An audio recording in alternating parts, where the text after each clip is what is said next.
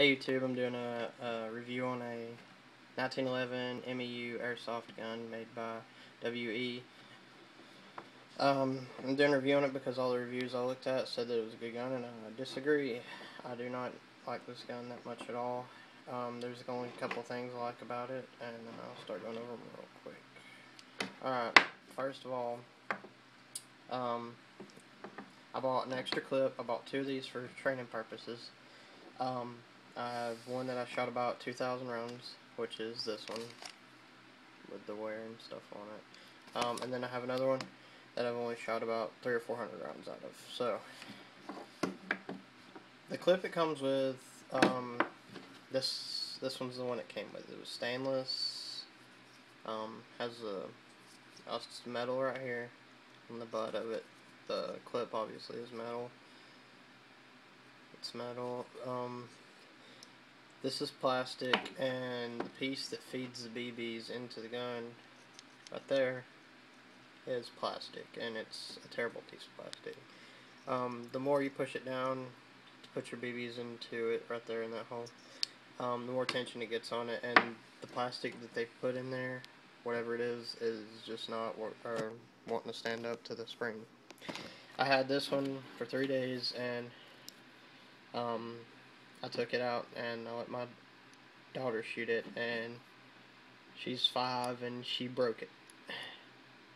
And you know, it wasn't her fault or anything. It just a horrible design right there. The clips do actually hold gas pretty good, but these I guess bumpers in the bottom of them, they get loose and looser and looser, and some of them are really loose out of the box. So, onto the gun.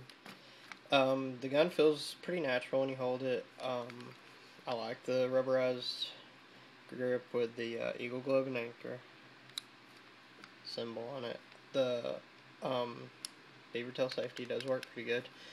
The trigger is serrated and skeletonized, which is pretty cool, and it has a decent pull on it. It's not bad. It has a little bit of slack, but once you get to it, it's not much to make it go off at all. The finish on this gun is terrible.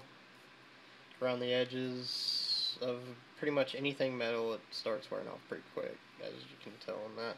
You see, I don't even, you don't even put your finger on the bottom part of that, really, and it's already wore off there. The hammer works decently well. It does everything it's supposed to do, it's got a half cock, which won't let you do anything, but the wear on it is terrible on the inside. Like I said, I only shot this 2,000 rounds, and for what I paid for it, what anybody has to pay for it, you should get more than that without seeing this much wear. Top of it there, pretty bad wear, and some pretty bad wear on this side. Not as bad as the other side, but this gun shoots pretty good. You probably hit something about 60 yards with it. Alright, so the more you shoot these, the harder they are to take apart, which means something's going wrong with them. On the back of it right here, the more I shoot it, if you can see where it's not matching up anymore, the more you shoot it, the more the slide starts moving forward, and it's not matching up on the frame, which that's not good at all. This is the other one. This is probably what it'll look like when you first get it, if you plan on getting one. You'll open your box or whatever, you'll have your manual on top, and you'll have a little sticker on it that says made in Taiwan or some shit, but I took that off. This one, like I said, this is the one I only shot about 300 or 400 rounds through. So, yeah, that's 300 or 400 rounds right there on that. See the hammer. Yep, see, same thing is going on with both of them. It is actually starting to mismatch right there. I don't know if you can see it that well or not, but if you run your finger over it, you can catch it pretty quick. And it gets worse. So I have two of these, and the same problem with both of them. So these are the same problems you're going to have if you plan on getting one. This one's not that loose at all. It is a little bit loose, and these are the clips that were with this gun, so I haven't put that many rounds to these at all. This one, look at that. That was out of the box like that. That's terrible. I'm very unhappy about it. And those plastic pieces, like I said, they're just awful. Okay, so I'm going to break this one down because I haven't shot it that much, and the one that I have shot a lot is very difficult to break down, which I think that says something about these guns right there. Whenever you, the more you shoot them, the harder they are to take apart. That's just not a good sign. Like I said, I bought these for training purposes because where I lived at, I couldn't shoot a real 1911, so I wanted something as close as I could get, and I thought that these would be it. And which they do react pretty well, but they're not that good of a gun. So anyways, this is the one that I've only shot a few rounds out of, and a few hundred rounds. So the other one I can't hardly get it apart at all, especially one hand. I do keep these lubed up there. They've got usually plenty on them. I don't know if you can see that. I try not to overdo it, but I can't believe the wear on these things, so sometimes I do overdo it a little bit.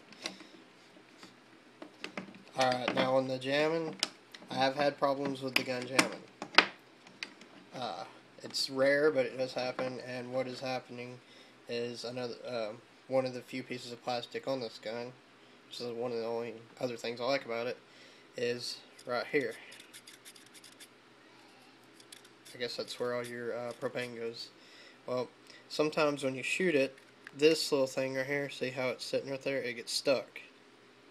And even if you keep it lubed up, because I have lubed it all down in the inside right there, all over the top of it, I mean a lot, it's like overdoing it, and it still just wants to stick a lot sometimes.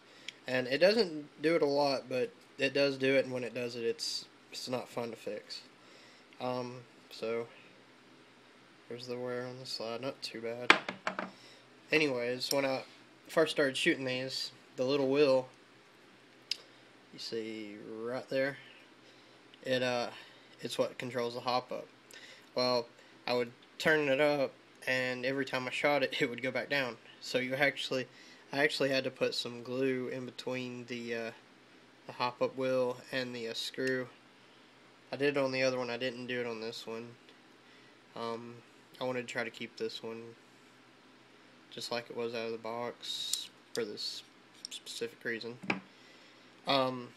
Another thing that I was really upset with was after I'd shot probably about 1,000 rounds out of the other one, the barrel, the outer barrel right here, and you have your inner little brass barrel right there, and then you have this outer metal barrel, and it came off. And I saw a video of a guy had that problem, and I didn't think much of it. I just thought that it might have been just one, or may have been mistreated or something, but not at all mistreated, and still happened. I had to actually put some glue around it on the other one. This one hasn't done it yet, but it will move a little bit. So it will happen eventually. It's just a matter of time.